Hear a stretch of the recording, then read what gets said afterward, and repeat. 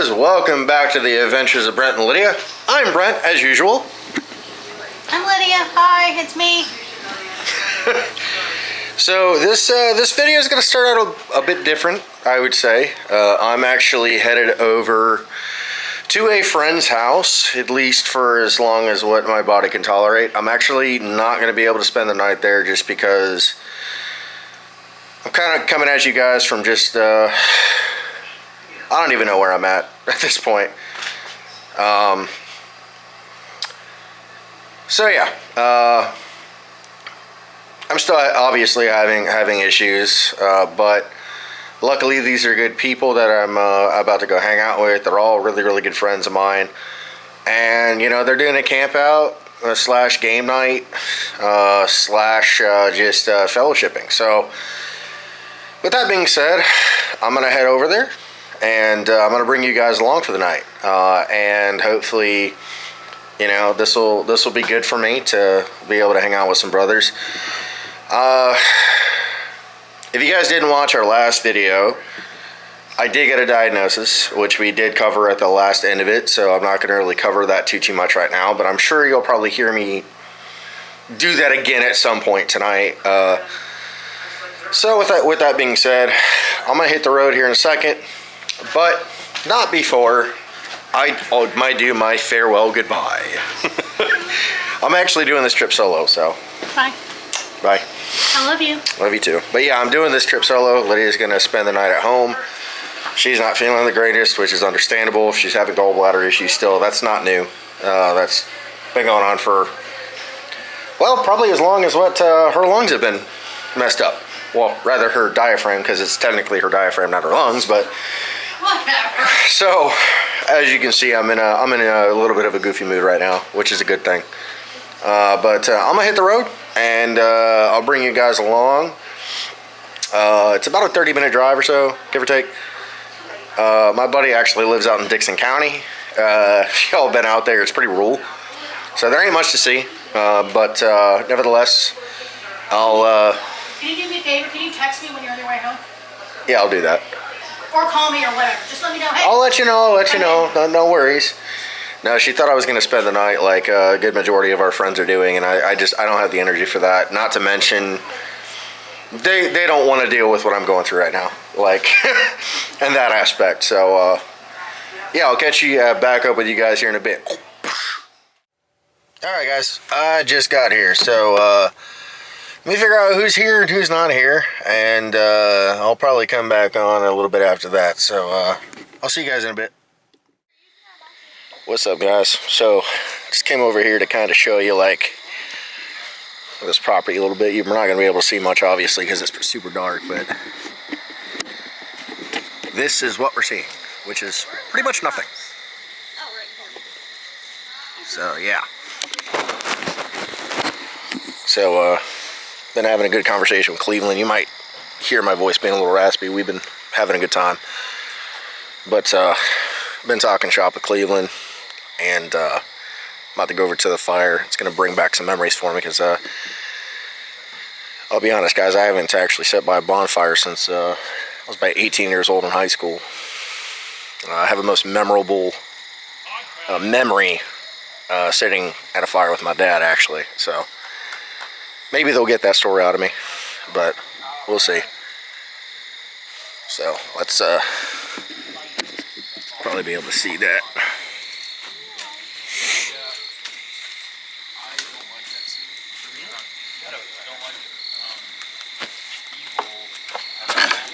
Podcast? No, this is YouTube. Oh. Well, I guess same thing. No, not even close. Not even close. Why? It's different content. To me, it showed his true motives. Whereas, this is really good. I mean, J.R. Tolkien did an excellent job. Oh, they're right. Sam one? It is still red. Sure. Well, I don't like Sam that. one? There's only two. Probably for a I think Sam also went to the Grey Havens when his children were grown. I think Sam also went to the Grey Havens eventually. You could be correct. I don't remember. I don't know what that means. Sorry, I don't know all the... What's the Grey Havens? You guys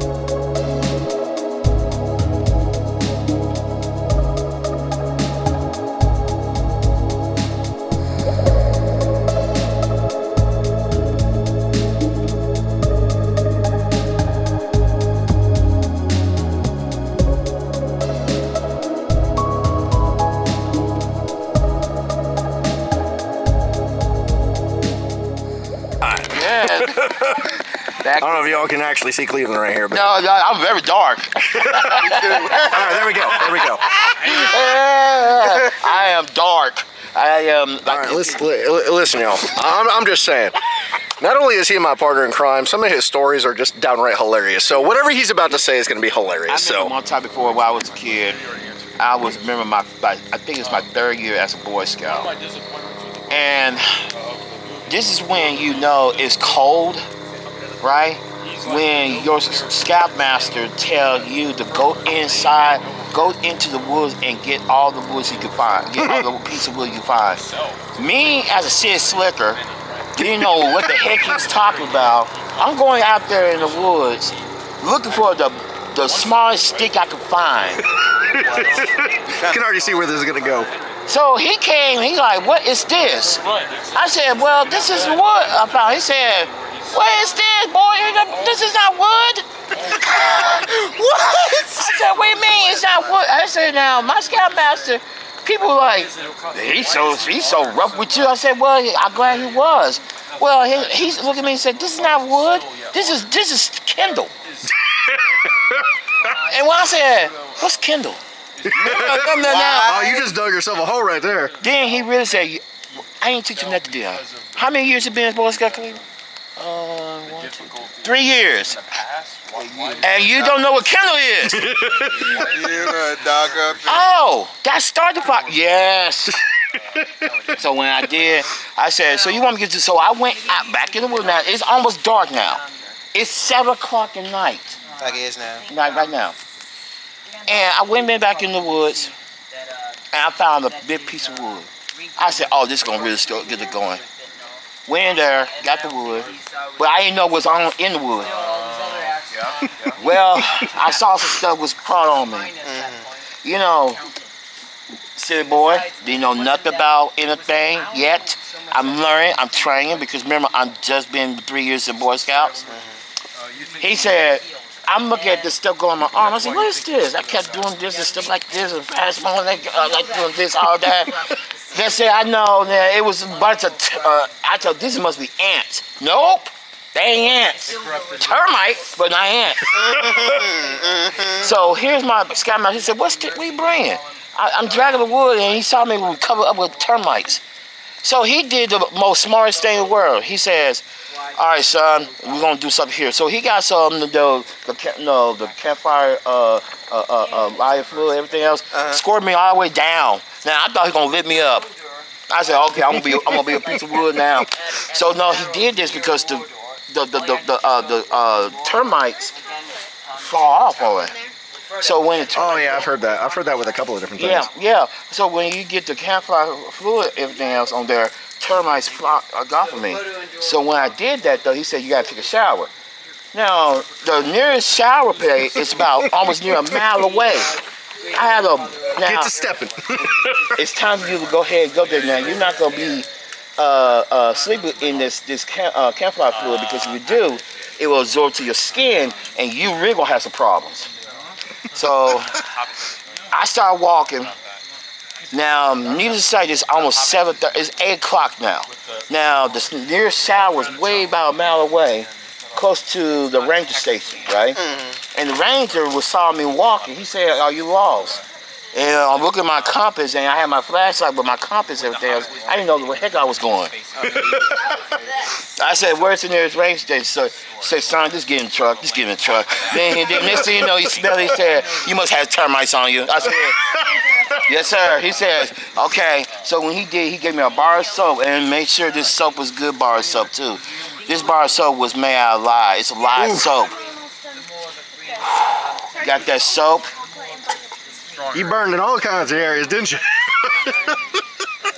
I saw light. I said I was still doing this, everything else. So using that lye soap, man, washed everything off of me. Then he said, "Get your clothes." Now I said, "Okay." Then they was about to burn my clothes.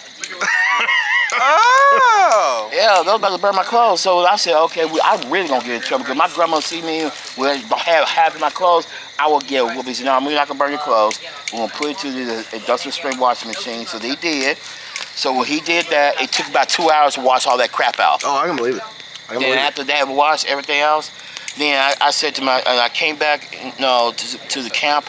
So the Rangers saw me and took me to the camp. And my scoutmaster and everybody else at the troop was cracking up laughing. They said, "He gonna learn today." I remember one of the guys who he was becoming a Eagle Scout. He said he will learn one day. You don't think you know everything you know. So when I found out how to build fire, it took me that whole weekend to learn how to build fire. There is a right and wrong way to do it. Like, yeah, it is a right. There really is. Like, yeah, it's a right and wrong. But remember, one thing, you do not want to go in the middle of the woods and looking for wood, especially at night. That's probably number one. Well, I mean, in the location that you're at too, like West Memphis, like that's no joke. Like being out in those woods. Well, I'm gonna tell you, we was in Mississippi. Oh, that's even worse. So I mean, you don't have the mountains to deal with. You got everything else. Yeah, man. We talk about Cottonmouth and everybody else. I mean, I saw four snakes that weekend. I was like, I thought I was done. No, I kept being a Boy Scout until I became an Eagle Scout. And man, I tell you right, when I remember, man, every time I get close to a campfire, man, I know what kind of wood to get, know how to do all the pressing, and the stuff like this was doing with marshmallows, stuff like that. Oh man, I became an expert in it. Well, yeah, I know I could marshmallows. Yeah, I could get a whole big old stick and then put about 5 marshmallows on and roast them. I learned. Now, don't get me wrong, I'm not an expert now. Be careful, Drew. Don't hurt yourself, bro. Yeah, one of my fondest memories is actually with my dad. So every Friday night, I was a band geek. As everybody can be like, you were? I was like, but I play bass drum. Yeah, right. You know, so part of like our like ritual, if you want to say that, right, is like my dad didn't care if my friends came over, but he was like, look, I know you're too wired still. How about this? We built it. So one Father's Day, I built him a really, really nice fire pit. To my knowledge, it's still at the house today. Right. Like we spent $300-400 on bricks. Like it was nice when we were done. Well, so there was a lot of times, right, to where my dad and I would just sit down and like nothing would be said for hours. Like there's this magical thing between some people with their relationships, right? Like my dad and I got to that point to where we didn't have to say anything. We would just know what each other was thinking sometimes. And I think that's like, you know, his background and the stories that he had along with the ones that I had. That was good, dude. You know, and again, like I was just a kid at the time. I was like 18 years old. So, you know, it's not like I really lived life that much. Right. But I just remember this one night very vividly to this day. And what he said that night changed my life. So we had been sitting there, and it wasn't football season anymore. So it was like around this time of year, you know, October. And we're sitting out there, and first thing my dad says is, hey, don't tell your mother. I said, what does that mean? He's like, I got a surprise for you. Go out in the garage and go into the deep freezer. It's in there for you. I said, okay. So I go out to the deep freezer, and lo and behold, I got a 6-pack of Guinness sitting there. My dad's like, look, I'll say this. You can drink these, but you are not leaving this house. Do you understand? I said, yes, sir. So we're sitting there. An hour, I swear hours went by. And out of nowhere, my dad just looked at me and said, son. And I knew, like, you know those moments, right, to where, like, you're going to have this, like, inspirational thing that's going to happen. Right. Like, you just know. Right. And I said, yeah, Dad, what's up? And he goes, I want to tell you something nobody ever told me. He goes, 1, understand your potential. And I said, okay, why are you telling me this? He's like, well, in another couple of months, you're going off to Chicago. And like, I'll be honest, like if you get in trouble, I'm not going to bail you out. You're going to have to learn from it. So you're on your own. Like once you leave this house, you're on your own. You are an adult to me. So you make your own decisions. I was like, wow, that's heavy. You know, like that's a heavy statement. Yep. And then he looked at me and he said, son, the only thing that can stop you in life is yourself. And if you hold yourself back, you will never amount to anything that you actually want to do. And I have held that to this day, all these years later. That's good, Brent. Like that's honestly one of the biggest things that my dad ever said to me. outside of the other event that you already know about. Yeah, I know about that one. Yeah. Is that the same thing you told me? Mm-hmm. You told me that. Now, son. Oh man. You gotta make your own decisions. Do something crazy. That's on you. That's exactly what Like you one, said. I wish you guys could have met my dad because he was such an intentional thinker sometimes. I didn't know you could do that. Yeah. That you would look at his face and be like, I know he's about to say something. But what is he going to say? Yeah. Yeah, he reminds me of one of my closest uncles. Not my uncle as a college professor, but he's one of them.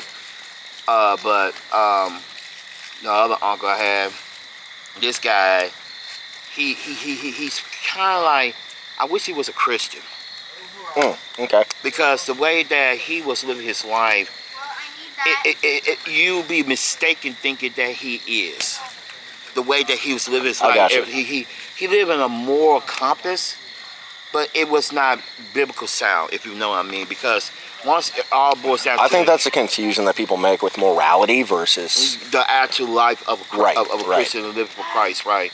But what his whole thing was, he lived intentionally to be the best he could be, but he died as an unsaved man because what happened was he told me something. He said this is right.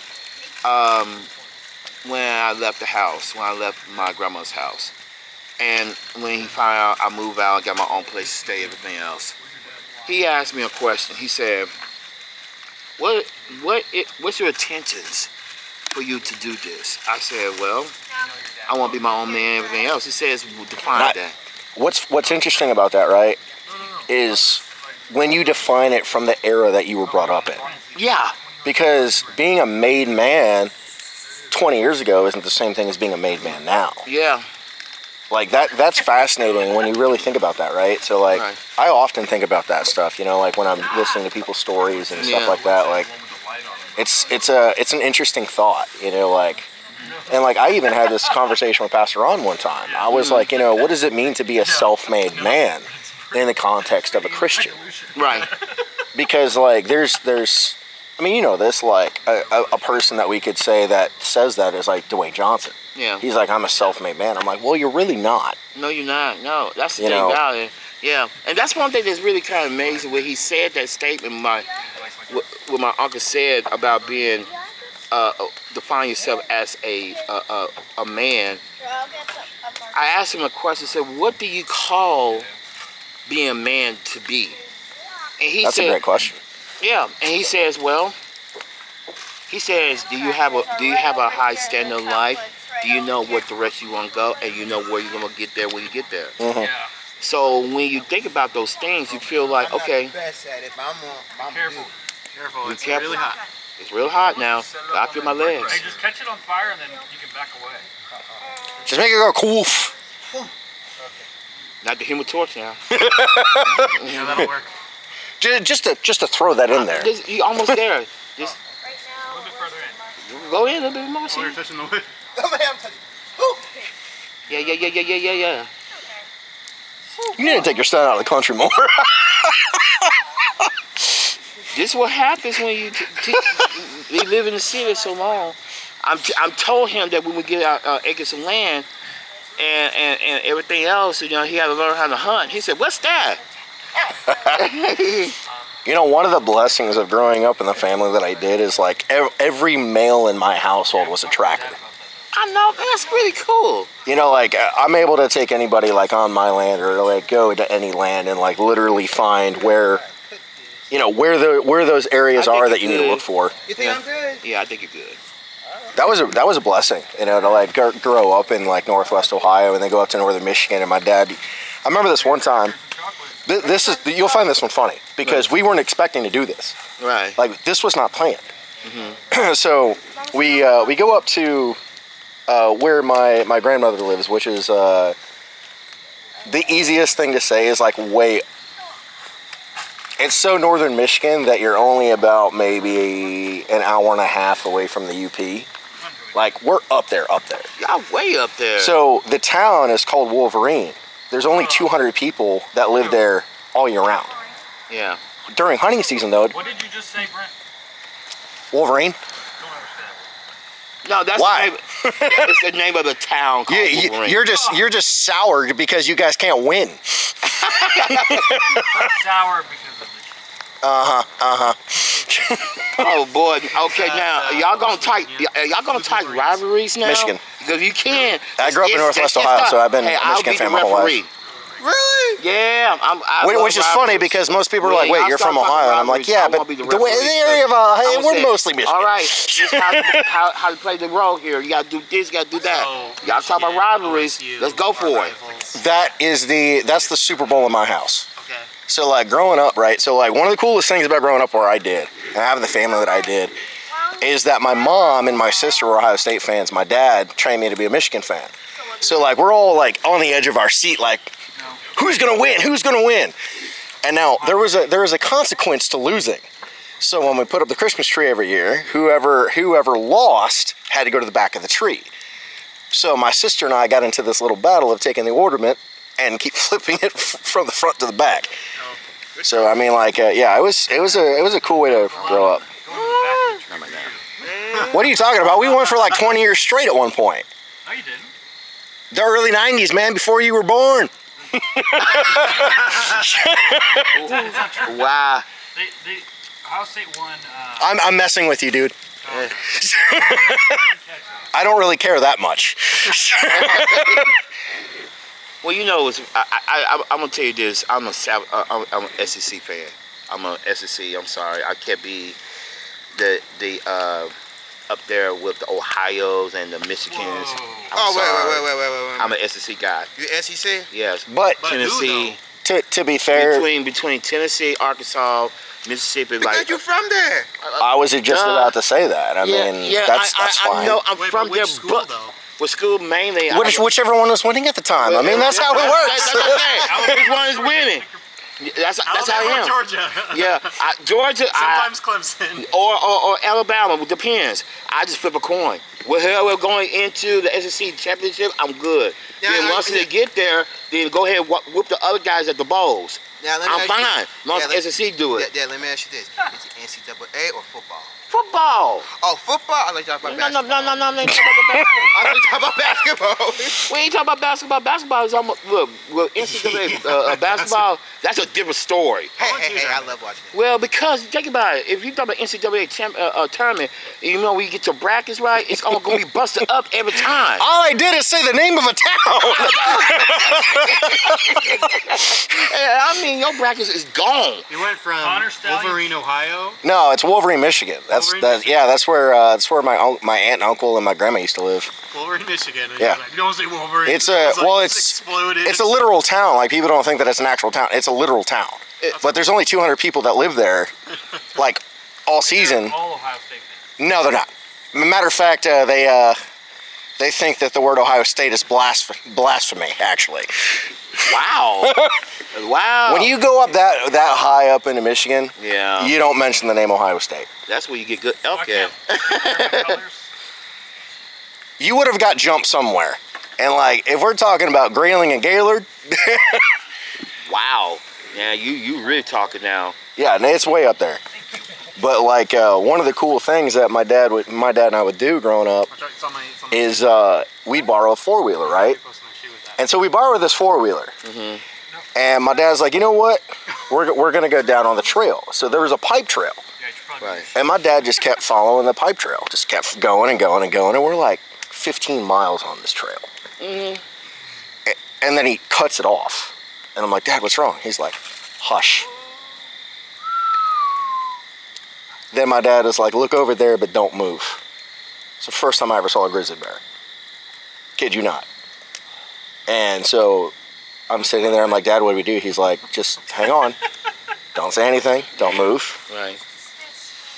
And it went about its business, you know, and then we kept going.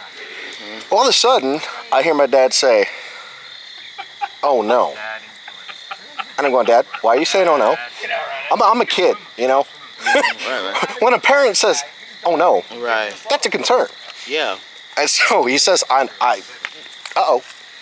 And I'm like, Dad, where are we? He's like, I don't know how to tell you this, son, but we're 30 miles away from home right now. We rode 30 miles into the town Gaylord were on this pipeline. I had no idea. Really? Yeah. Yeah. Wow, man. Like that's the upbringing that I had. So like I can't complain, honestly. Yeah. I was able to see like the Northern Lights as a kid. Like all we had to do is go up there and it's so clear every single night. Man, that's life, man. I wish I was.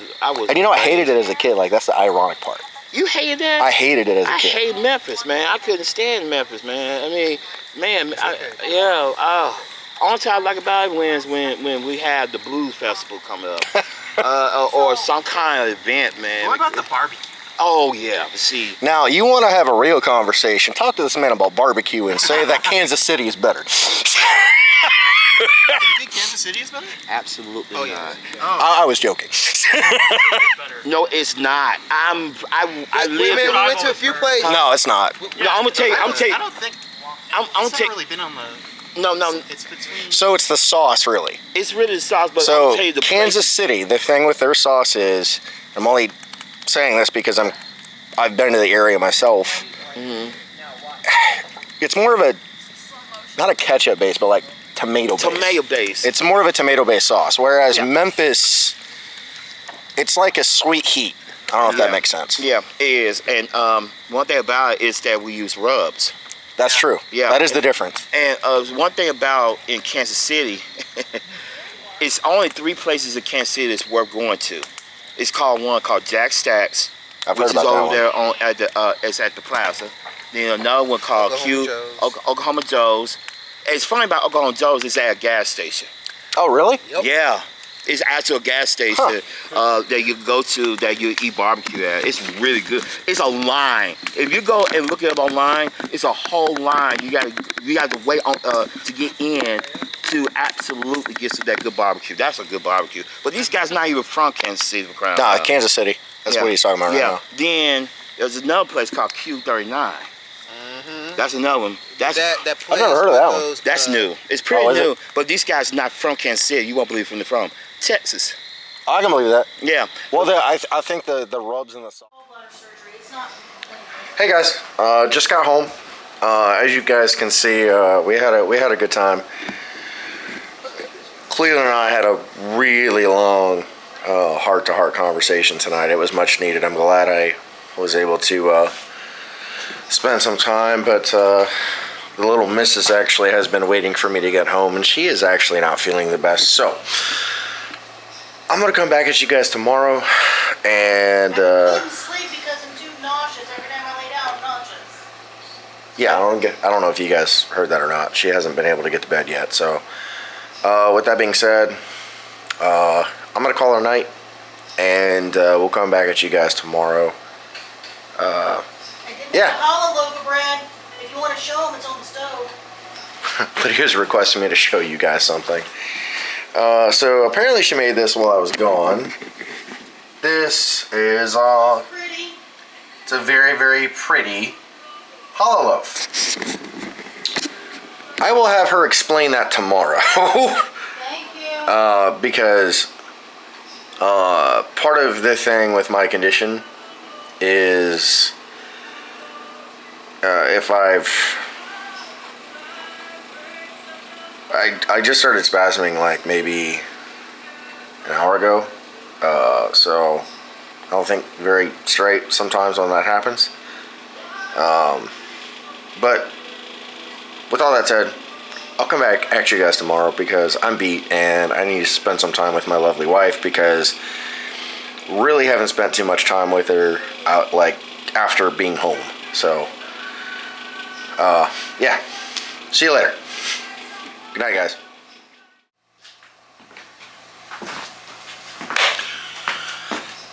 Welcome to Saturday morning, guys. I need to adjust this a little bit.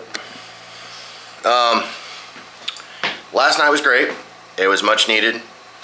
There's a lot that, as far as conversation-wise, between Cleveland and I that took place last night. You guys kind of saw like one of the really good highlights. If you're wondering what this little guy is, this is Hedgie the Hedgehog, and Lydia has hers. And so I want to share this little story before we get started here. This is what she likes to call. She found out that I love hedgehogs. I like little animals like this. They're just fun. But so last year when Lydia got really sick, she had just gotten out of the hospital, and I think she said that she wanted like coffee or a shake or something, right? Yeah. I can't remember what it was. And so, oh no, we were in a cupcake shop. That's what it was. That's right. There's a really, really great cupcake shop on the other side of town over by the hospital. And I treated Lydia because, you know, like she was just feeling really down and out, which, as you guys could probably understand. And so I looked over, I saw a TY baby. Well, not really a baby, but I saw this penguin, and like there's an inside joke between Lydia and I about penguins, which we'll share that to you sometime. But I gave it to her and I said, here's your feel better penguin, because she loves penguins. And so she has literally carried that little penguin around pretty much any time she's ever had to go to a doctor's appointment. Sometimes she even takes us to Nashville to my appointments. And it's like a little comfort thing that we started. Well, the other day we were in a grocery store. I think this was actually in our last video a little bit. Like we were joking about it. But Hedgie is my little pal, and Lydia gave it to me last week or the week before. I don't remember which. His get well hedgehog. So this is now my get well hedgehog. So if you guys see this in the video, it's a joke, but it's not. Like, I'm really, really struggling today, guys. Like last night, what did a number on me. It was great. It was much needed. I was able to get some. There was a lot of great conversations that took place. Like Cleveland and I, like you guys didn't really see the whole thing because like I didn't really film that horribly much, and well, I got too close to the fire at one point. Kind of overheated the battery in the camera. I didn't tell Lydia that, but it was kind of funny at the moment. Hey, look what I got. Yeah, she's got another. I don't know if you guys can see it or not. She can probably raise it up a little bit. I'm short. So yeah, she made another piece of bread. That stuff is really great, by the way. If you guys like the recipe, mention it in the comments, email us, and she might be able to give it to you. So yeah, if you guys are wondering about this, that's what it is. It's my faux better hedgehog. He's literally like, I've fallen asleep in the chair with him several times. It's just a comfort thing for Lydia and I. It's also an inside joke because one of the other things that I do is if we go to Walmart or we go somewhere that has a claw machine, I actually try to win her an animal out of the claw machine almost every time that we go somewhere with a claw machine. It's something that I started a couple of years ago, and now she has like 3 shelves in the office of them. So I'm not gonna say like I'm a professional at a claw machine, but I'm not too bad.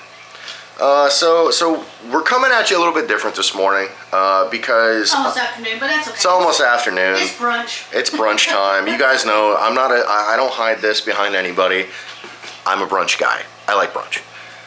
It's great because like, you know, you can wake up a little bit later and kind of get your day started a little bit later. Lydia and I don't have that much going on, but we'll take you along for some of it.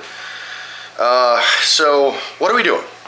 Well, this morning, rather almost afternoon, I'm going to recreate one of my favorite brunch meals, which I think we talked about a little bit yesterday.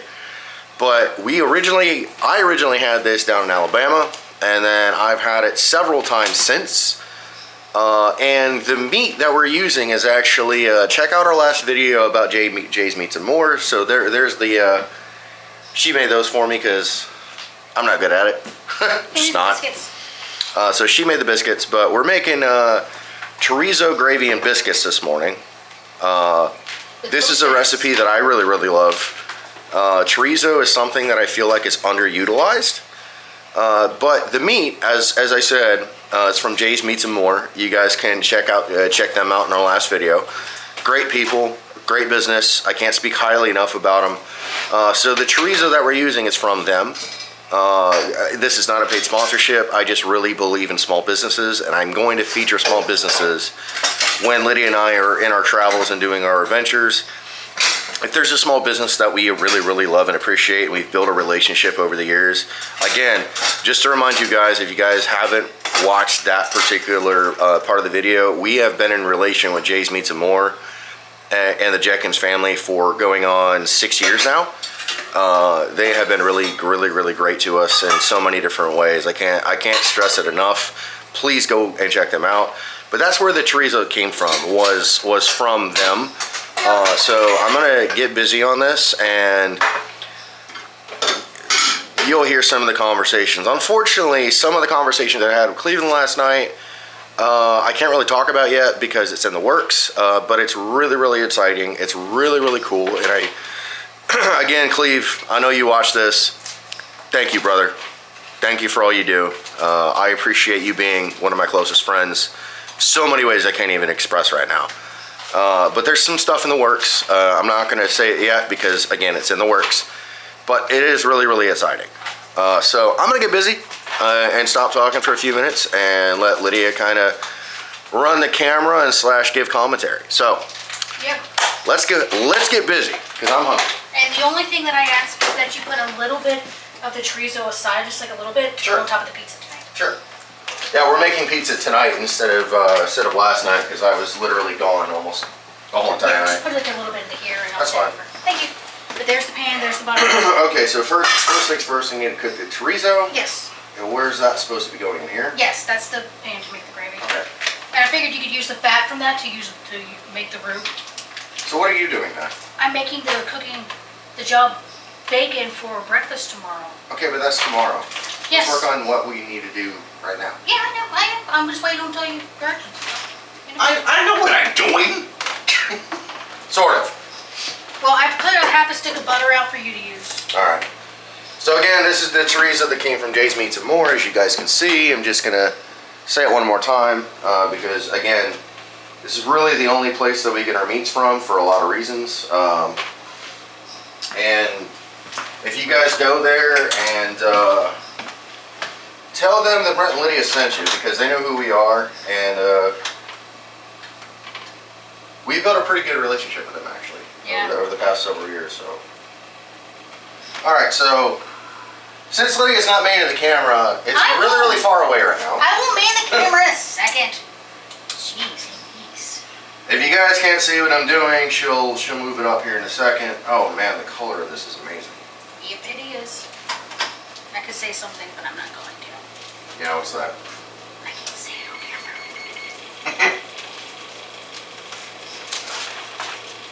Yeah, it's actually really good looking chorizo. I'll take that. I'll turn it on. I'll move the camera up. All right, so Lydia's gonna move the camera up while I'm doing this, guys. I know I'm kind of far away right now. So the first thing that we need to do is cook the chorizo, which once she moves the camera up for me, Yep. we're gonna show you the chorizo because it's really, really great color. Yep. So one of the things about using a really good local sourced meat is that the quality is like twice as high, guys, as the quality is twice as high. So I'm gonna try to. Can you tilt that down a little bit? The whole thing. There we go. Is that better? Yeah. So there's the color, guys. If you can see that, I don't. Can they see it? Yeah. I just had to make sure. So there's the color. Really, really beautiful color. One of the great things about getting meat from local sources is the color is always going to be so much better. The quality is going to be so much better. Oh yeah. And since we know the Jenkins family, guys, the way that they treat their animals and the way that they are as people, they're great people. They're award winning from all across Tennessee and Kentucky as far as their animals are concerned. So, Yep. like I said, I highly, highly, highly recommend them. I'm going to move you guys right about there, and hopefully that's not going to be in the way too much. Yeah, it shouldn't be. Can you move your cord just a little bit? There we go. That good? Yeah. So, this is the first step, is cooking the chorizo. And one of the reasons why I like using chorizo, it's on. But you have to turn it all the way up to high. Oh, okay. And then turn it down because this burner's a little wacky. Sorry, I cook all the time in the kitchen. It's good, guys. So like the reason why I said that chorizo is so underestimated is because it's one of those meats that everybody like Loves to hate on. loves to hate it, I think. And let me explain. So chorizo generally has a little bit of spice to it, so the people that don't like spice aren't probably going to use chorizo. But in saying that, when you're making something like biscuits and gravy, I personally like a little bit of spice. I personally like and enjoy that. So that's one of the reasons why we use chorizo. But this is the first time. This is the first time I've ever made this particular dish with chorizo. I've made biscuits and gravy several times. But yeah, so. But random, here's the pizza dough. There it is.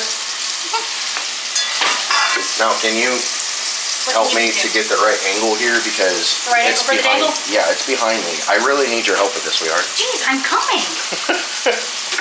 Jeez Louise, mister. Because they're not going to be able to see this in the position it is. So one of the things about chorizo, guys, is it's a more oily thing. Okay, and when you're making biscuits and gravy, at least the way that I make it, you want that oil. You want that, and that's honestly where the spice bleeds into. So when you're making something like biscuits and gravy, guys, one of the biggest mistakes I've seen with biscuits and gravy, and this is coming from, I know this isn't a cooking channel, but I just want to share this recipe. My mom is the one that initially taught me how to make biscuits and gravy years and years and years ago, because it's literally one of my favorite meals in the world.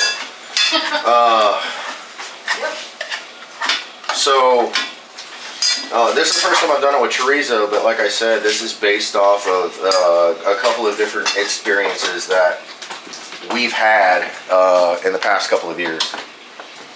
So I'm not going to season this too much, only because like that's part of the reason why we're using it, is for flavor. So I'm only going to put salt and pepper in it. Yep. And Not going to use it. It's not cooked yet. Okay, but yeah, just a little bit. I will. Cool. So, I know we're putting chorizo on a pizza, but sue me. It's really good, actually. I don't know why we never used chorizo before. I think it was just, because I never thought about using it. Yeah, it's a more recent thing they started to make, like in the past year. And they used to only do mild and hot sausage, but they started branching out with different flavors. We're talking about Jay's here, by the way. Sorry. Yeah. So yeah, like if you guys like interesting flavors, like they and it's not just beef and pork that they have. They have lamb. They have lamb. They have duck. They have goose. Quite literally, guys, they have so much stuff there, and they're such great people, like we've said. Yeah. And they're an open book when it comes to how they process too. So like, for example, let's say you guys bag a deer this season, right? One of the owners has said that he can actually teach you how to use his equipment, and you can actually process the whole deer there. Yeah. All you got to do is ask. Shoot them an email, call them, whatever you need to do. They're great people. I can't stress that enough. So, just waiting to get this cooked up a little bit. One thing with biscuits and gravy, if you're making it with any type of sausage, is you definitely, in this situation, want the meat completely cooked. I wouldn't normally say that because I'm very adamant about people not cooking meat right. But pork you want cooked all the way. Chicken you want cooked all the way. Chicken you definitely want cooked all the way. Pork is depends on what it is. When it comes to cow, you can pretty much eat cow raw. I'm not gonna lie. There are people who do it. I'm not one of them. You basically back the cow to the grill and eat it. Pretty close. Maybe I'll share some of my techniques at some point, with smoking. I'm kind of known in amongst our friend group and our family of being the guy who knows how to smoke meat. And I've processed, it's taken me 11 years to get to that point, guys. So, all right, so we're going in the right direction. And so one of the things with the gravy side. It's super, super easy if you guys don't know how to make gravy. All I'm doing is white gravy because what we're gonna do is we're gonna use the grease and the oil from the chorizo as part of the seasoning for that. So And to again, make a roux. what we're doing is we're making a roux. It's really easy. It's basically 3 ingredients. I'll share that here in a second when we get to that. Almost cooked enough. And because Lydia wants me to put a little bit aside, I'm not too worried about completely cooking it because again, we're putting it on a pizza. It's going into the oven. It's going to be cooked again. Yeah. So I could probably take out a little bit now. Yeah, like I said, not a ton, just enough to sprinkle on the paper. Oh yeah, that should be enough. I'm going to put a little bit more. Okay, because I'm doing bell peppers and onions on top of it too. Thank If you don't mind, Lydia, could you come in and so they can see the oil that I'm talking about and the grease? If you can. Do I need to tilt it? Yeah. Okay. You all see that? I'm zoomed in all the way. Can they see it though? Yeah. If you all see that oil and grease, we're going to use that for the flavor. So this is pretty much good to go, I think. Now, making a roux style gravy is not rocket science, to be completely honest. You need 3 ingredients, which is flour, milk, whatever your preference is, And fat, right? and, well, butter, but a fat. In this case, we're going to use butter. And I am not short on using butter. I use probably more than what some people would, I would say. So, Is a half a stick okay? Because if that's what we have, that's fine. we have one other stick. We'll have to buy more butter for next week. That's fine. We'll just buy more. I'm going to use the whole stick, guys, because that's just... Okay, let me I'll grab a make it. stick. And because we know our meat is cooked now, and it's going to obviously continue to cook, I'm going to mix everything directly in here. That's just how I make my, you can throw it in there. And again, guys, full stick of butter. So we're going to let that cook down a little bit. Our next step is whatever milk you happen to have. Oh, flour first, right? Or no? No, I do milk first. Okay, I can't remember how you do it. I do flour first plain, but whatever. It doesn't matter, flour or milk. I'm just teasing you. Well, the reason is because I'm very, like, the thickness is important. Yeah, well, either way. So- Flour's okay. In our case, we don't have any, like, moo juice, but we have almond milk. This is... Believe it or not, the grocery store was actually almond milk when I went. Really? It was Hilltop. They were out. We have been using almond milk and various different milks for quite some time. Because of Lydia's celiac disease, it bothers her sometimes. So that's why we kind of go back and forth, if you guys are curious. Now with this, you don't really have to measure, I would say. You want a liberal amount, let's put it that way. Because when you start mixing everything together, oh wow. I'll show you guys this the way that this starts looking here in a second here. This is really good. I just had some. Is it?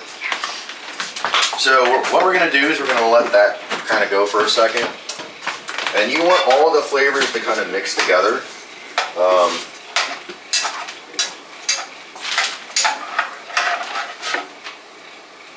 And so what we're doing right now is we're trying to get the butter to melt a little, or the butter to melt. The Yes. butter to melt, sorry. Well, butter does come from milk, so technically you are right. We're not being technical here, guys. I'm just teasing. And remember, this isn't a cooking show. I'm just trying to share one of my favorite recipes. I'm just teasing you. Notice, guys, I don't really measure anything. That's how my mom taught me how to cook. Can you hand me a knife? Which one do you A need? black handled one. This one? Nope. Steak knife. I need a What else? serrated knife. Didn't use bread. Whoa. Use a bread knife then. I'm cutting the biscuits now. So that's kind of how my mom taught me how to cook. You How many know, biscuits? I'll take 2. And we have one more thing that we need to do as we're making the gravy, which I will actually start that here in just a second. So the first time that I had this, you guys don't have to do it this way, but I think it's the best way to have this, is a poached egg is normally on top of each biscuit. And so I'm only going to have 2. Lydia only wants 1. Oh, do you want 2 now? So Because I don't plan on eating dinner till later this evening. yeah, we're not gonna eat lunch anywhere. Like this is our lunch and breakfast. So I guess it's kind of like a date. sort of. It's a date. Yes, Alright, you have so- to deal with my goofiness constantly. Guys, I don't know if you can see this, but like that's the oils and the fats mixed with the butter and the milk so far. Really beautiful color here. And if you need a sifter for the flour, I do have one. It's in one of these cabinets. Well, watch your cord. It is up in that cabinet. All right. You think I should use it this time? Yeah, to keep the flour from being clumpy. Because no one likes clumpy flour. It's not very clumpy the way that I do it because I don't do a lot of the time. No. I'll do it that way for you. No, what I'm trying to help. All right. So what I'm gonna do at this point is I'm gonna hand this off to Lydia so I can find that sifter so she can switch to like a spoon or something for me, and I'm gonna find the sifter. This is not a device that I use horribly often. Yeah, I don't ever hardly use it either. Where is it? Maybe if it's not in that cabinet. Is that it? Yes, that's that it. is it. Got our handy dandy sifter. Sifter. All right. So how am I supposed to get it in here though? That's the question.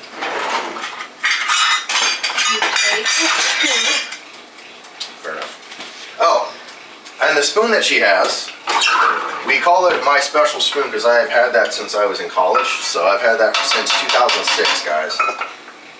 And then before you put it in there, you put it over this thing, otherwise this flour's going to fall on the carpet. We have no carpet in front of me. And if I do it right. All right, so. The one thing we're not having with breakfast is coffee because we're going out to get coffee, but we're going to have orange juice. All right, so I'm not very good at sifting, guys, so I don't know if you can see what I'm doing. Do you know how to use that sifter? Sort of. Or do you want me to squeeze it and sift? I got it. You can also tap it, it makes it quicker too. I've learned to adapt with these kitchen utensils. Actually, I just realized I need a whisk. I need the spoon too, but I need a whisk for this. I got it. I'm just trying to point you where my tools are. Lydia set up this kitchen for her, not me. Well, I'm the primary cook in the family. And you're not lying about that. I am the primary cook. He cooks about 10% of the meals, maybe 15. I do all the grocery shopping. He picks it up, but I do the grocery shopping. And there's nothing wrong with that. That's just how we are. It's not a big deal. So one of the things when you're making a gravy, guys, is you want to, gradual is key, okay? And again, I know I'm not a chef, so you don't need to think like, oh, this is cooking with Brent. That's not what we're doing here. I just this morning wanted to share you guys an intimate moment that Lydia and I had over the past year, and this happens to be one of those meals. It was a wonderful morning that we had down there in Birmingham. We'll probably take you guys down there again at some point fairly soon. Yeah. We had plans to go down there actually this month, but it didn't work out, unfortunately. You need some help or you got it? I got it, I think. What you could do for me is get the water rolling for me, please. Can you hand me the salt? Yes. And guys, just so you know, I'm still extremely shaky this morning. I had a really, really rough night. I didn't get a whole lot of sleep. So please forgive me if I am not looking at my best right now. You are looking always handsome. Tell him he's always handsome. What you should tell him to do is hashtag that in the comments if you really believe it. Fine, hashtag it in the comments. You don't have to do that, guys.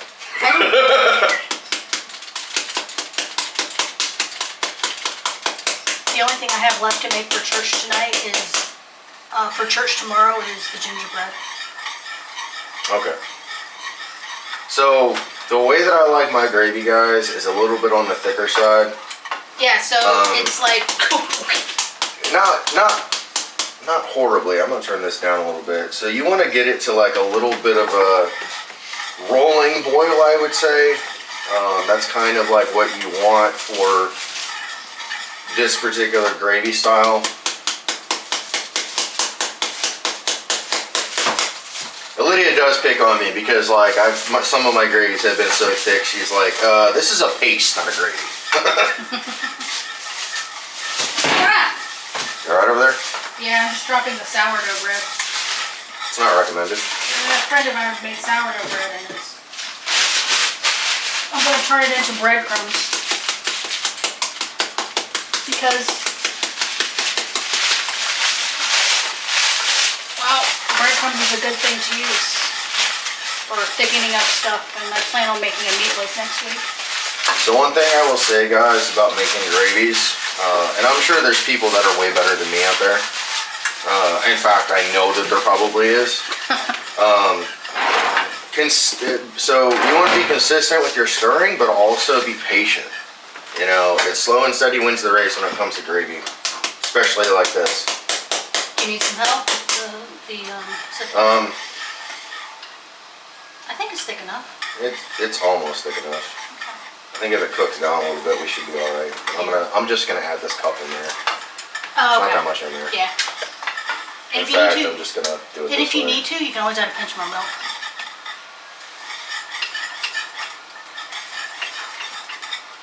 I'm just gonna go ahead and put it in there like this. Guys, I kind of whisk mine like pretty vigorously when I make it. That's why I generally have never really used a sifter.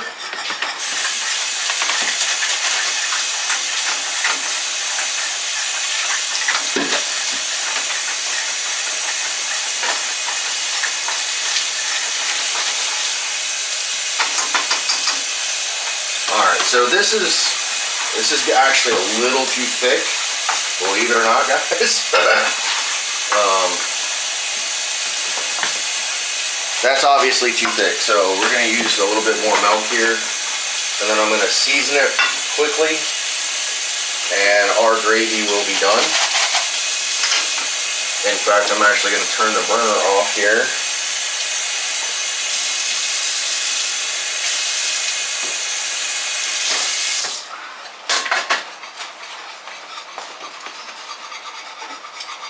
If you want to hand me the eggs, I will. Here you go. So at the grocery store, we need to pick up butter, milk, and yeah, should be it. Okay? So what I mean about, actually you need it. What you need? No, I got it. Okay. So I'm probably not going to put too many like spices in this, to be honest, guys, because chorizo is a spicier meat. I think that's probably good, right? Oh yeah, definitely. So here you go. Here's the finished product. That's what you want to see. Sorry. You guys see that? The color is almost like a sloppy Joe color. So if that's what you're seeing. Sort of. Yeah. With this chorizo, yes. Yeah. Typically, I just make this with normal. Mild sausage or turkey sausage. Yeah. Or... So I like a little bit of heat for a couple of reasons. I have bad sinuses, so does Lydia. So I'm gonna just put a little bit of crushed red pepper in it, just a little bit. So Don't have to go crazy. Because I'm gonna take off my cannula when we eat then. A little bit of pepper. You don't have to go crazy on this, guys. Where's the salt at? You guys still got it over there? Yeah. Okay, I'm gonna put one of the eggs in. All right, and Lydia's actually better at the eggs than I am. She actually worked at a diner for almost 2 years, actually. About 18 months. Then I'm just gonna mix this together a little bit.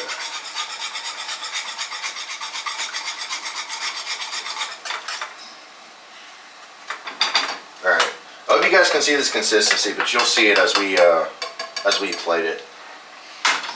So the only thing that's left is Lydia's poaching the eggs. And once she gets that done, I need to actually put this on there before you do that. I just remembered that. And typically, I switch to like a ladle. It's just easier for me. Guys, you don't need to go out and buy any special stuff. Use what you got. Of course, Lydia's going to taste test it. If you're wondering why I don't taste test stuff all the time, it's because it's more fun to have her do it. How is it? It's good. It's just hot. All right, so this part's just as important, which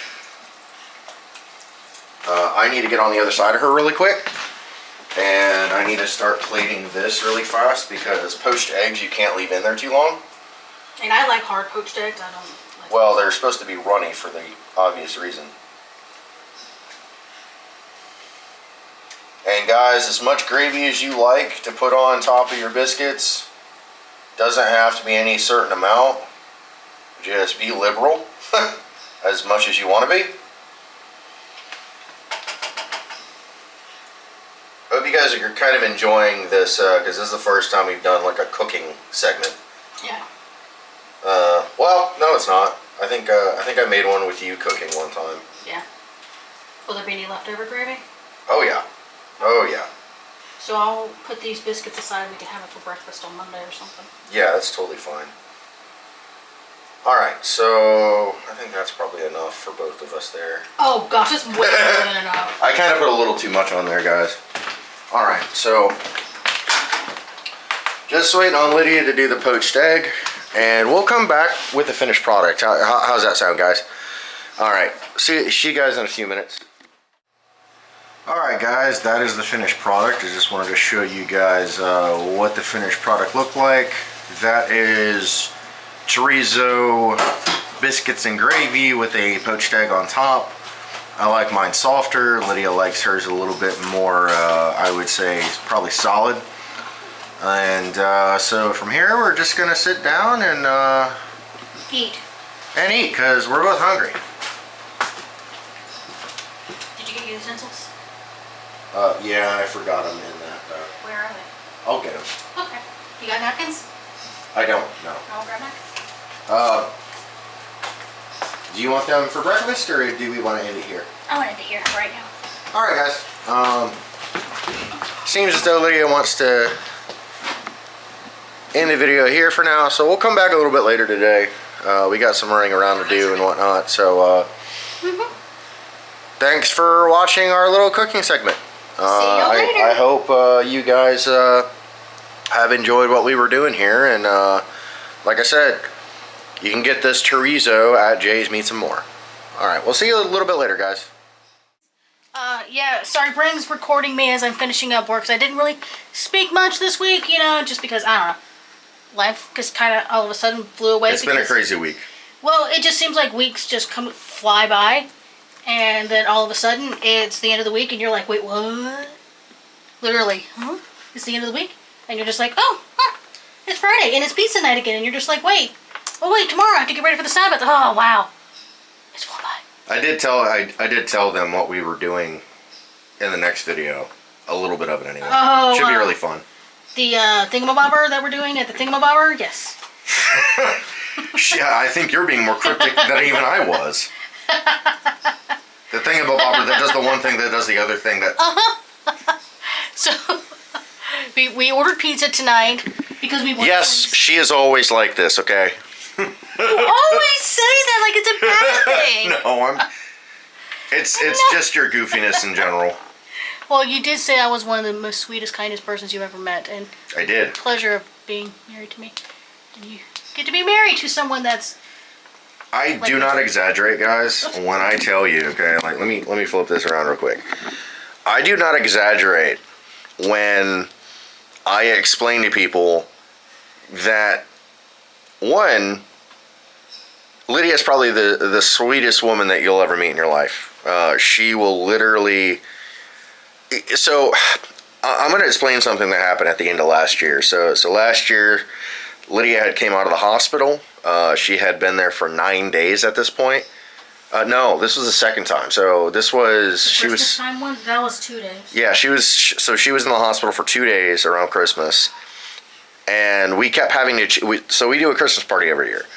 And we kept having to change the dates because other people had stuff going on simultaneously. So it was a bit of a headache, but like Lydia came home out of the hospital, and that weekend we still had our Christmas party. So we had like 30 people in our house, and they're like, all worried about Lydia, which she was in a lot worse shape back then. So like she tried to do stuff, and everybody was like, "No, sit down." So that's why I'm saying that, just to give you guys context. But anyways. But I don't know. I don't really have much to say, but we did order pizza.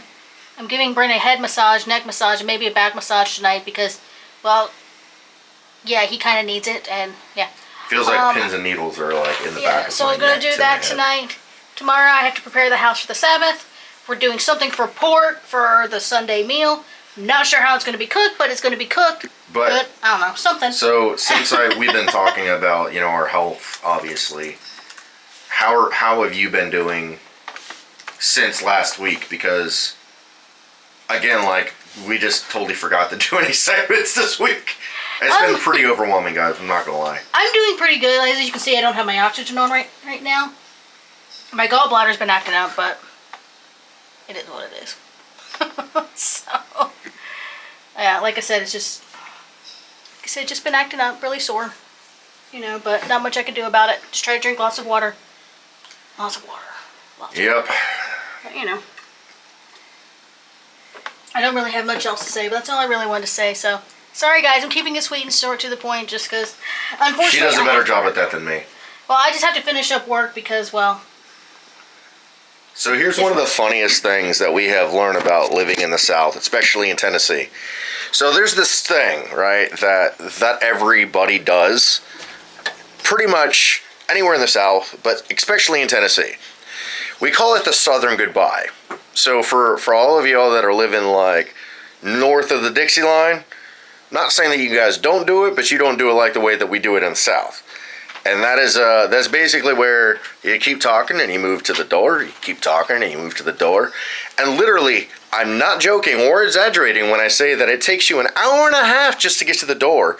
And then the person follows outside to your vehicle and still talks until you actually drive away. Okay. That is a Southern goodbye, my friends. Oh, yeah. Oh, yeah. With that being said. But, yeah, I just want to say bye. So, bye. Have a wonderful time. See you later. Bye. Have a wonderful time. Are you trying to do a flipper fight? Flipper fight. All right, guys. Hey, what's up, y'all? It's Friday afternoon. This has been a really interesting week in a lot of different ways, actually. So I got back on my meds, which is a good thing because as you can see, my spasms aren't as bad as what it was last week, which is a good thing. So we've had to file a bunch of paperwork, as you can imagine. We're basically at this point, I have short-term disability, I believe, through November. And then I'm actually switching over to like long-term disability.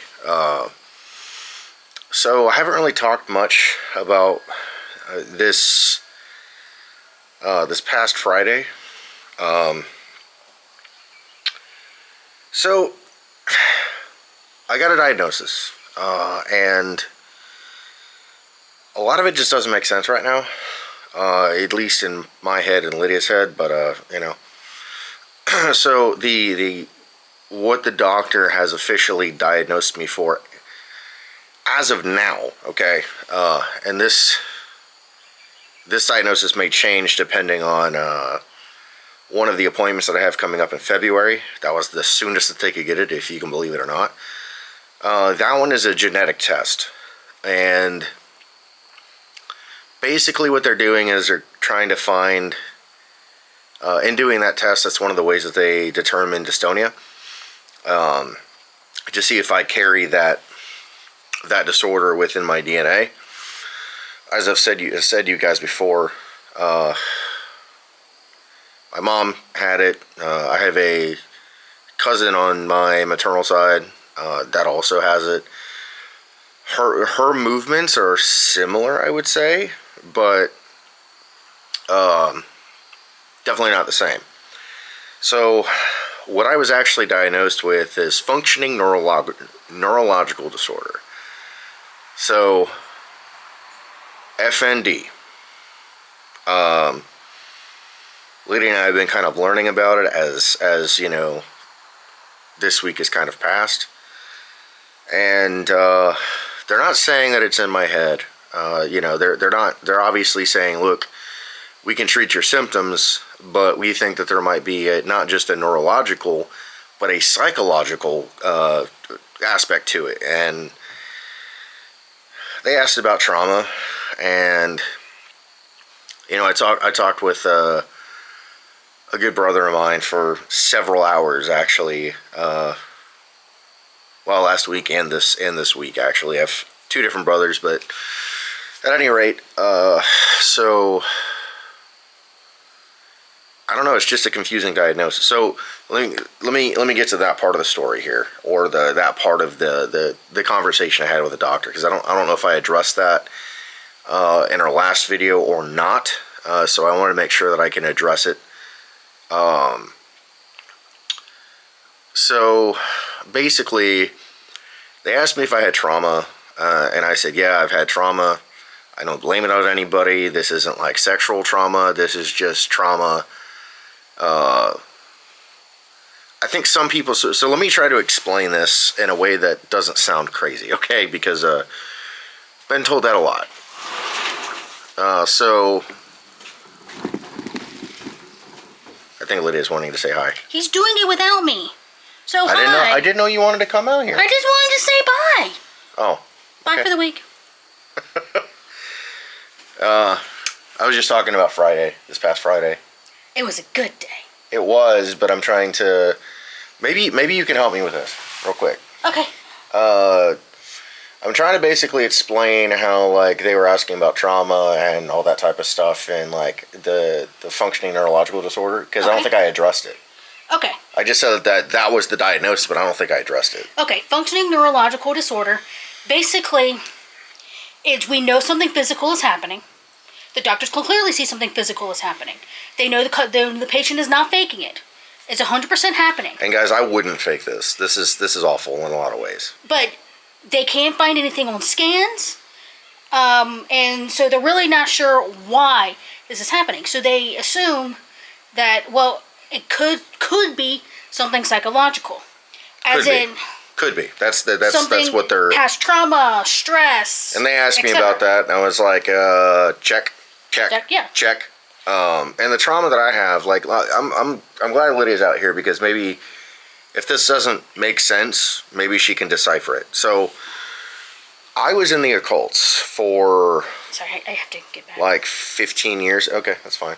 But what I was going to say real quick before I leave, because I got to get back to work, is that it could be a psychological aspect to it. So basically, it's a physical and potential psychological condition. However, it's basically like a catch-all when neurologists honestly don't know why or to explain it of what's happening, so that all they can do is treat the symptoms. Right. So sorry.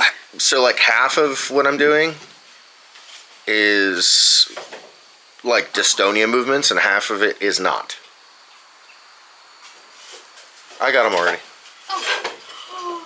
He's a good husband. I don't know about all that. No. Lydia asked me to go get the clothes from the basement, and I kind of, geez, you're shaking the camera here. He's a good husband. Keep him around for a few more years. All right. So, what I was saying, the trauma that I have, most of the trauma that I have, is coming out of the occultic world. Okay. There was a lot of things that happened when I was in the like New Age occults, that some of which I recently started opening up about. So I'll be honest, okay? I have trust issues, and so for me to like explain all the things that happen on camera, it's just going to be almost impossible to be able to try to explain it without, trying to recreate stuff, and I'm just not going to do that. I don't think it's going to be fruitful for me to say that, but the trauma was essentially dealing with all of that. And I know I had talked about this with my dad, but that is another factor. My dad had trauma in his life when he was young and never really dealt with it. So he never really taught me how to deal with emotional situations or like different struggles in life. I mean, yeah, he did. Like, he did teach me a few things, but nothing like what I'm talking about. So I lived a double life for a long time. And so, like, to the average person, I look completely normal. But when the doors closed and at home, I was a completely different person. Let's put it that way. And some of the things that I was doing was just downright just insanity, really. There was events that took place that still really bother me today, and that's about all I'm willing to share. I think about the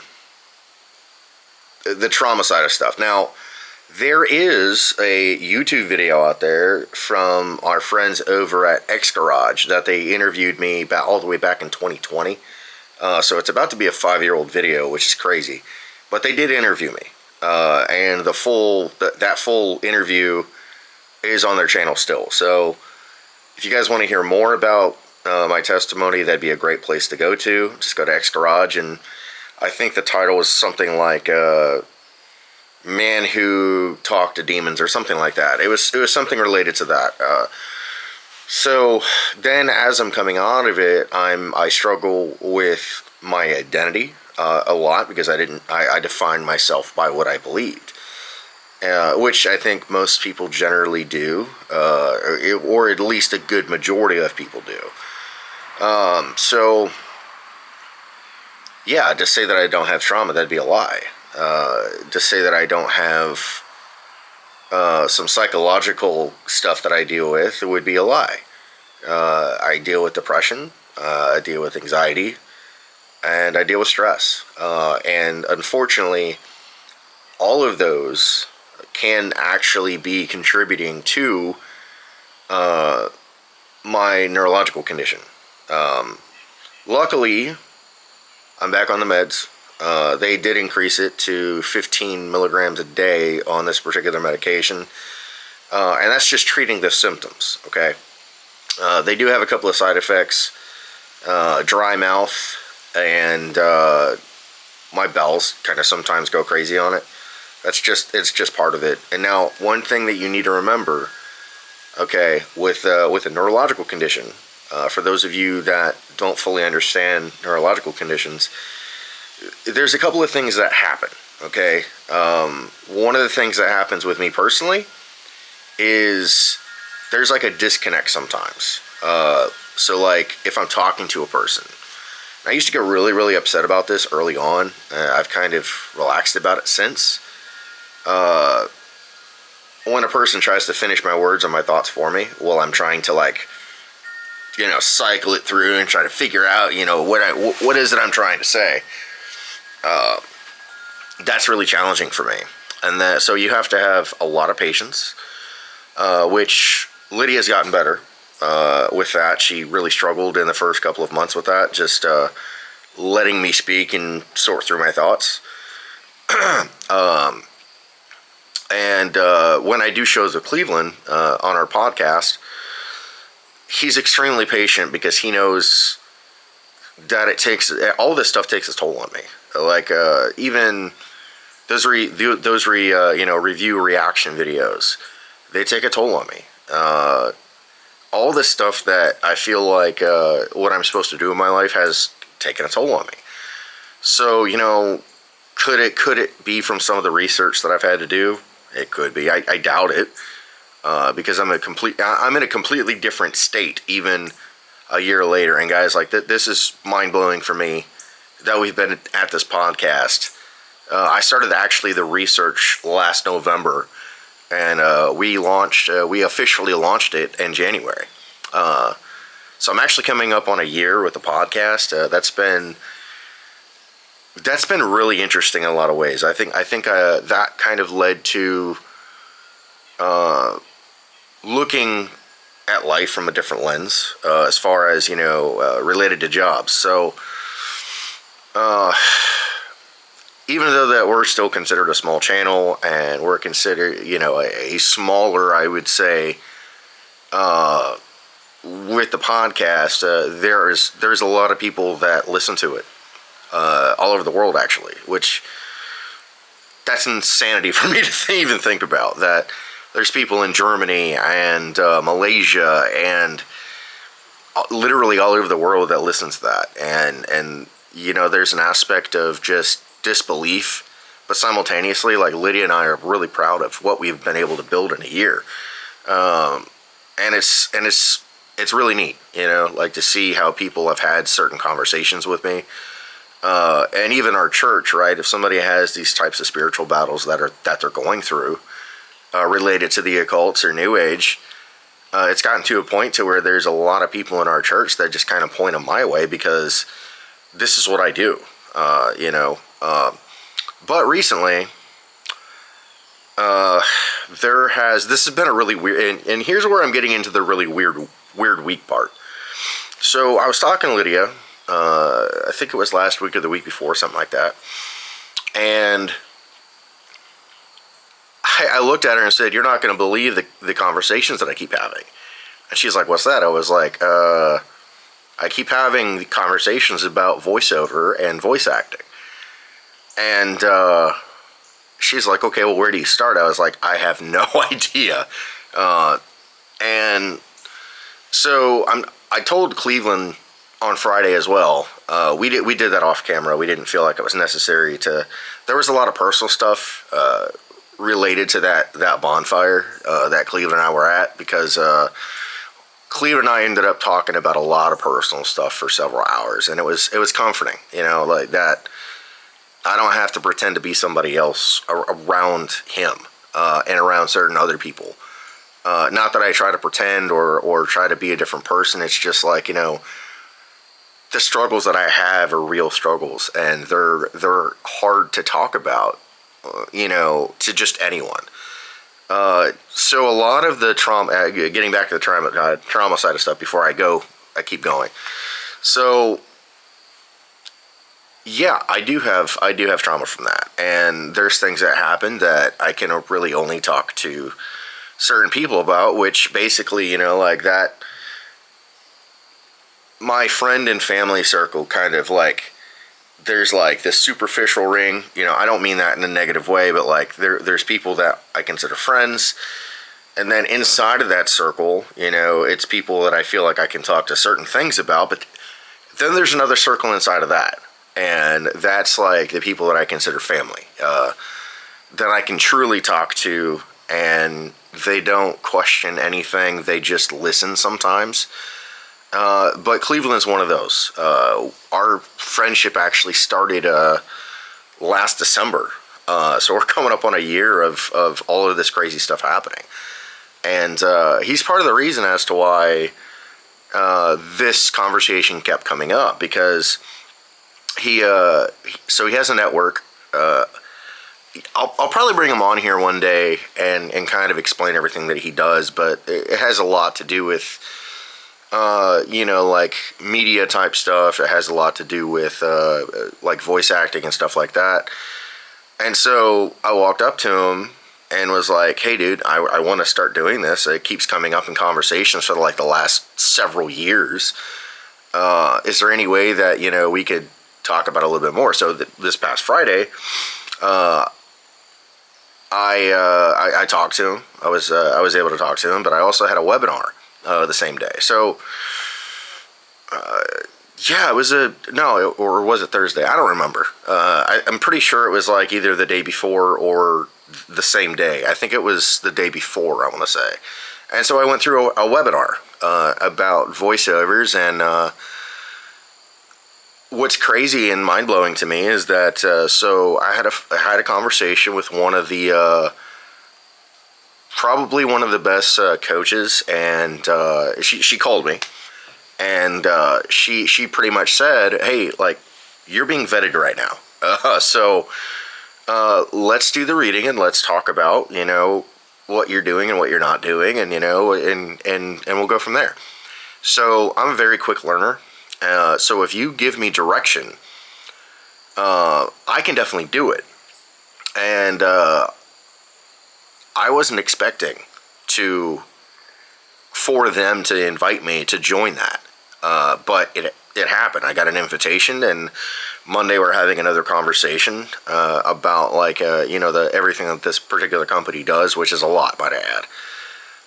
And then today, I'm having a conversation with Cleveland and his business partners with his media company. And this stuff is, like, happening so fast that it's like I'm having a hard time wrapping my head around it. Praise God for that, you know, like, this is something that I can definitely do. And there's really a lot of decent money that you can get from it. But it's one of those businesses that it's like invitation only. So I'm trying to figure everything out, and that's everything that's happened this week. The voice acting thing just kind of blew me away. Like, I was just like, I don't understand what's going on here. And you know, the fact that, you know, I'm able to have friends to, you know, speak on my behalf to, you know, not just his company, but other people within the business. So Cleveland and one of his business, actually, I think all of them started out in radio, if I'm not mistaken, and then they kind of blossomed out from there.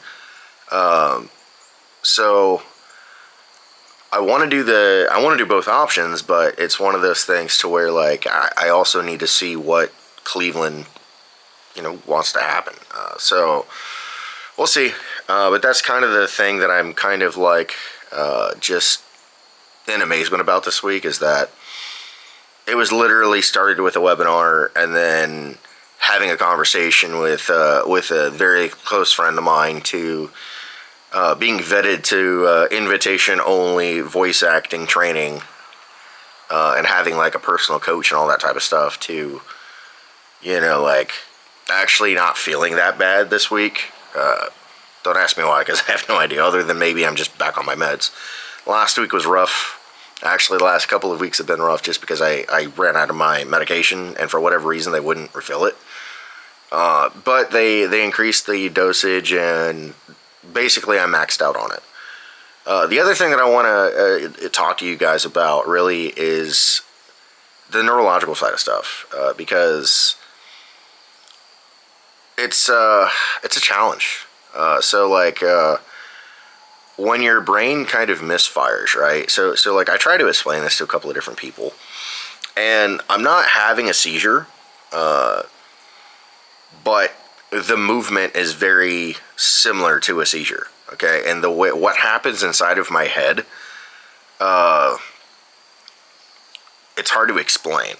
So when I go into these, like, full-blown spasm attacks, I have a hard time talking, but I still can talk. I can have an intelligent conversation with people. But if you ask me a question, like, while I'm doing it, or try to talk to me while it's happened, it's kind of like somebody that's coming out of a seizure, with the way that my brain functions. It can be really scary sometimes and really disorienting, especially, like, if I'm in a public place. And unfortunately, that's just part of this. You know, I don't know why, you know, any of this is happening, to be honest. But, you know, obviously I meant to go through it. And Lydia and I are trying to find support with that, but also, you know, me wanting to start a voice acting career, I don't know, I just feel like it's the best option for our family. Yeah, there is money that you initially have to put into it, but, like, I have a home studio. I wouldn't be able to do my podcast without a home studio. So that was the first thing that, like, it's not like a super fancy studio or anything, but, like, I did put a decent amount of money into it. So Yeah. So as you guys can imagine, my brain's been kind of all over the place this week. Just very grateful, but simultaneously trying to wrap my head around my own condition. I mean, it doesn't have to be necessarily trauma. It doesn't have to be anything. There may not be an underlying condition. Those of you that know me personally know that I pretty much wear my heart on my sleeve, and I really don't hold back or hide a lot of stuff about my life. If you ask me, and I trust you with the information that happened to me, then generally speaking, I really probably won't have a problem, talking to you about it. But I've been burned really, really bad in the past. And unfortunately, it wasn't just random people. It was friends that I really cared about. And essentially a pastor in a couple of different pastors in a couple of different churches. There's only two responses that I get. And I know I probably said this, or I may not have. When you have a testimony like mine that isn't your atypical testimony, coming out of the occults is not an easy task, because there's so many people that are so deep into it that it's just really difficult to get out. And that's only by the grace and the power of the Holy Spirit and Jesus Christ. That's the only way that I can honestly say that I came out of it, because it really didn't make sense at the time. But with that being said, yeah, that's the hardest part that I'm trying to wrap my head around, because I'm like, trauma, okay, yeah, do I have trauma? Yeah. So one of the suggestions that the doctor has given me is to talk to a counselor. And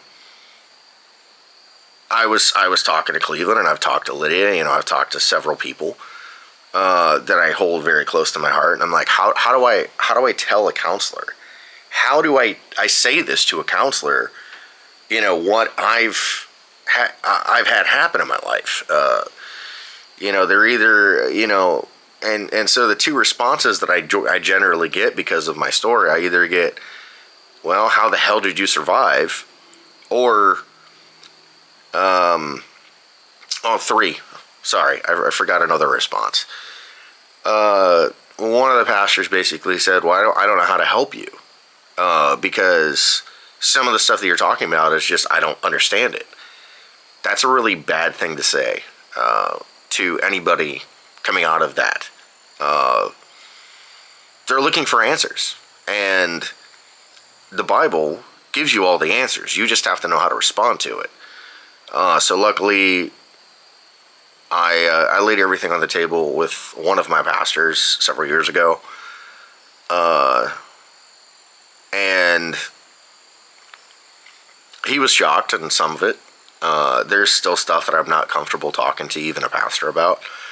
But I have talked to other people about it. But I have to have a counselor that is, one, is a Christian, and two, understands spiritual warfare to some degree. Because if you're gonna think that what I've been through is out of a movie, and that's the other response. Man, that sounds like it, straight out of a movie. And I'm like, no, I'm pretty sure that they based the movie off of me. I say that jokingly, but part of me is kind of serious when people say that. So yeah, those are the general responses that I've gotten for years. And so moving to Tennessee and joining the church that we're a part of, and having the friends and family that we have around us, you can imagine, how I've changed over the years. I was a lot harder of a dude for a long time. But now, I just, honestly, I'm a big teddy bear. I know the looks deceive people, but I'm pretty much just a teddy bear. I do love to love people, but again, with having trust issues, and I'll straight up say that it's only because I've been burnt by friends, and not so much my family. So part of my testimony is the fact that as soon as I turned 18, I pretty much left Ohio. I left all my family behind. I really didn't have a whole lot of friends, to be honest, in Ohio. I've always been kind of a recluse and a hermit, and like there's always like this barrier for me that I've put up ever since I was a kid, because I was such a different kid. I mean, I'm not saying different in a bad way, but yeah, with the family that I grew up with, and me being fascinated with the things that I was fascinated with at that age, it doesn't make sense. It really doesn't. But as soon as I turned 18 and I moved away, I essentially never looked back from that point on. Ever since I was 18, I only moved back to Ohio once with my parents.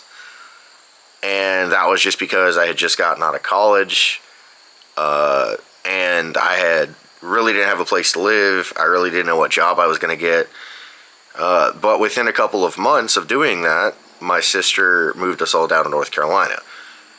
So I've been in the South, or the Southern states, from the Carolinas, from Virginia to the Carolinas to Florida and Tennessee. I kind of, been in different like coastal pockets basically, but yeah, ever since that took place, I had told my mom at one point that I'm very weary about, talking to anybody in the family about what was going on. So it was about 2 years ago. That was the first time that I had seen one of my aunts in probably 15 years. I know that sounds awful, and it probably is awful, but she honestly asked. She's like, "What happened to you? Why'd you just fall off the face of the earth for so many people?" And so I had to tell her the story. That was an extremely long conversation, and there were some things that were answered with that conversation, and it kind of led me down the road to be able to start this podcast. So yeah, it all of this stuff was kind of in motion, guys. Like I said, like I don't want to talk too long necessarily, because I'm already approaching 30 minutes now. But yeah, my life was in a complete spiral for so long, and so when it comes to the neurological aspect of it and the psychological aspect of it, yeah, there's a lot there.